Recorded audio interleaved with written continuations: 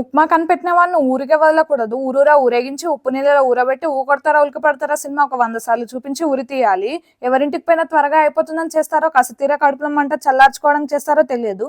కమ్మటి కాఫీ ఇచ్చి పంపిస్తే హాయిగా ఉండదు. ఉండండి ఉండండి అంటూ వంటింట్లో నుంచి ఏ పూరియో ఏ పొంగలో తెస్తారనుకుంటే ఉట్టి పుణ్యంగా ఊడిపడుతుంది ప్లేట్లో ఈ ఉప్మా. ఒక 2 స్పూన్ల వరకు బాగానే ఉంటుంది. తర్వాత చూడండి, జ్వరం వచ్చినప్పుడు మాత్రలు మింగినట్టు స్పూన్కో గ్లాస్ నీళ్ళు తాగుతున్న మన కష్టాన్ని ఏ మాత్రం లెక్క చేయకుండా ఇంకాస్త పెట్టమంటారా అంటే ఆ స్పూన్తో తల మీద గట్టిగా కొట్టుకొని వెర్రిగా నవ్వాలనిపిస్తుంది. ఈ దరిద్రానికి మళ్ళీ రకాలు గోధుమ రవ్వ, బొంబాయి రవ్వ అంటూ. ముంబై అయినా ఇక ఈ ఉప్మా బొంబాయి రవ్వగానే చక్కర్లు కొడుతుంది. శనివారం అయిందంటే చాలు ఏదో ఒక రూపంలో కనపడుతుంది.